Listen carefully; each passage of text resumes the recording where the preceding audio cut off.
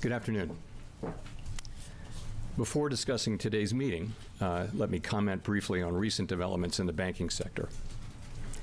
Conditions in that sector have broadly improved since early March, and the U.S. banking system is sound and resilient.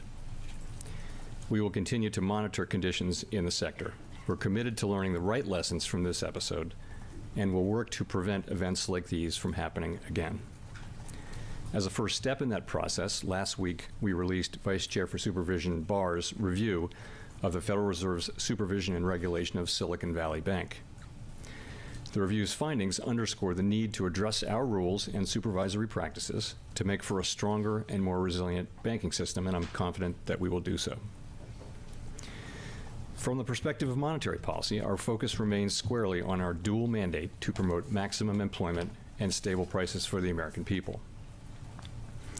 My colleagues and I understand the hardship that high inflation is causing, and we remain strongly committed to bringing inflation back down to our 2% goal. Price stability is the responsibility of the Federal Reserve. Without price stability, the economy does not work for anyone. In particular, without price stability, we will not achieve a sustained period of strong labor market conditions that benefit all. Today, the FOMC raised its policy interest rate by 1/4 percentage point.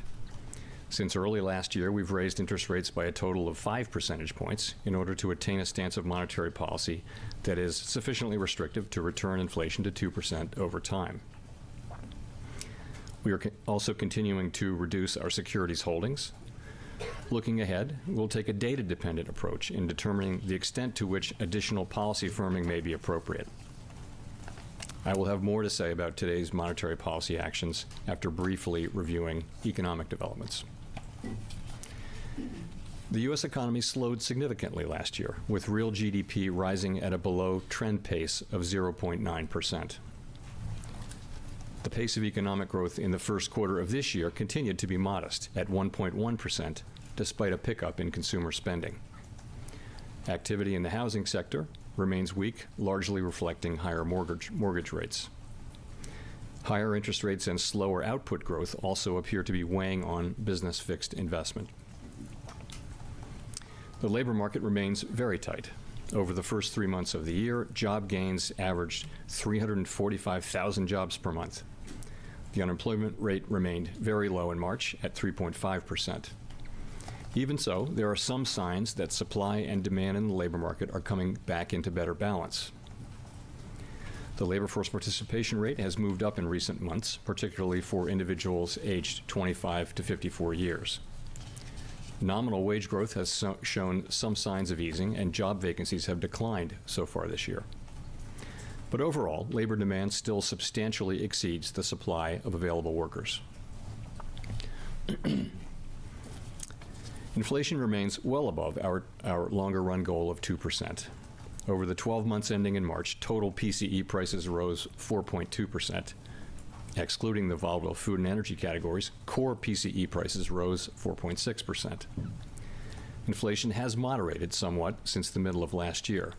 Nonetheless, inflation pressures continue to run high, and the process of getting inflation back down to 2% has a long way to go.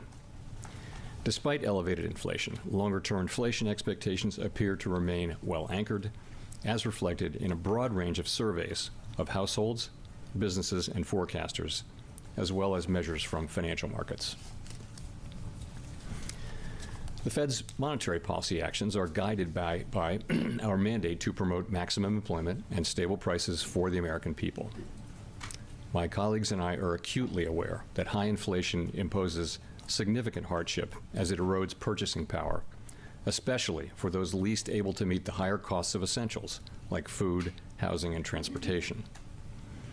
We are highly attentive to the risks that high inflation poses to both sides of our mandate, and we are strongly committed to returning inflation to our 2% objective.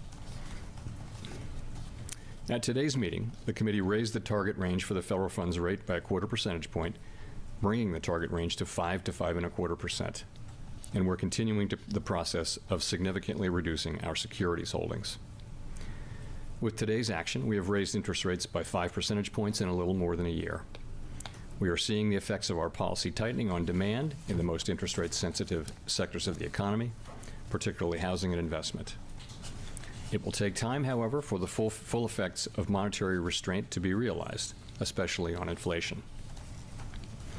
In addition, the economy is likely to face further headwinds from tighter credit conditions. Credit conditions had already been tightening over the past year or so in response to our policy actions and a softer economic outlook. But the strains that emerged in the banking sector in early March appear to be resulting in even tighter credit conditions for households and businesses. In turn, these tighter credit conditions are likely to weigh on economic activity, hiring, and inflation. The extent of these effects remains uncertain. In light of these uncertain headwinds, along with monetary policy restraint we've put in place, our future policy actions will depend on how events unfold.